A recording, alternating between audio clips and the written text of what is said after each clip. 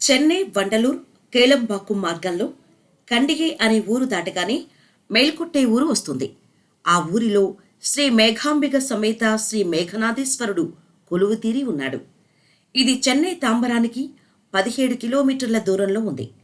ఆలయ గర్భగుడిలో పరమశివుడు మేఘనాథేశ్వరుడిగా పశ్చిమాభిముఖంగా దర్శనమిస్తున్నాడు.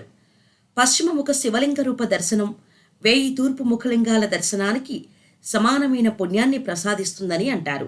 మేఘాంబిక అమ్మవారు పేరుకు తగినట్టుగా భక్తుల మీద కరుణా కటాక్షాలు వర్షిస్తుంది.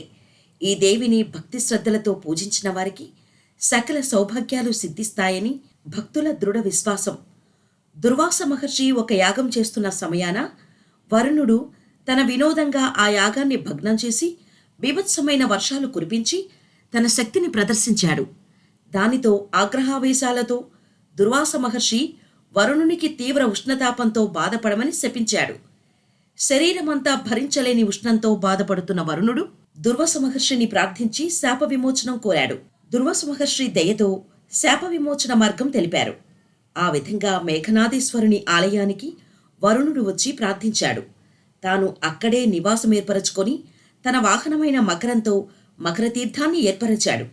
ఆ జలంతో స్వామికి అభిషేక ఆరాధనలు చేసి శాప విమోచనం పొందాడని స్థల పురాణ కథ. మేఘాధిపతి అయిన వరుణుడు పూజించినందున ఆ ఆలయ ఈశ్వరునికి మేఘనాథేశ్వరుడు అనే పేరు వచ్చింది. ఈ ఆలయంలో వాసుకి నర్తనుడు అనే పరమశివుని అపూర్వ శిలా విగ్రహం ఒకటి దర్శనమిస్తుంది. కృష్ణుని కాళింగ నర్తన రూప విగ్రహాలను అనేక ఆలయాలలో దర్శిస్తాం. కానీ ఈ పరమశివుని వాసుకి నర్తనమూర్తి ఇచ్చట తప్ప ఇతర ఆలయాలలో ఎక్కడా కనపడదు. వాసుకి సర్పం మీద శివుడు తాండవం చేసే భంగిమలో కనపడే మూర్తి ఇది.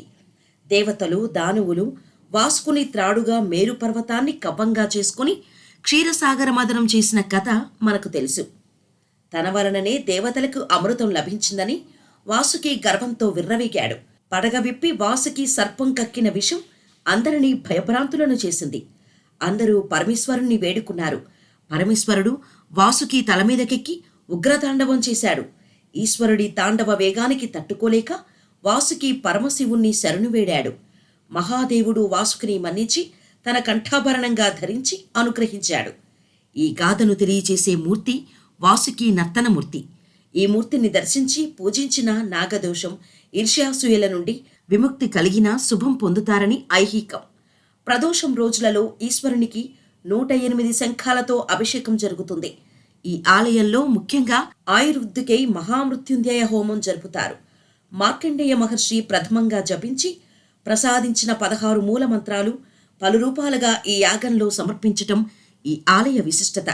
ఈ హోమంలో పాల్గొంటే పూర్ణాయుర్ధయం, ఆరోగ్యం, కీర్తి ప్రతిష్టలు, ఐశ్వర్యం లభిస్తాయని భక్తులు దృఢంగా విశ్వసిస్తారు.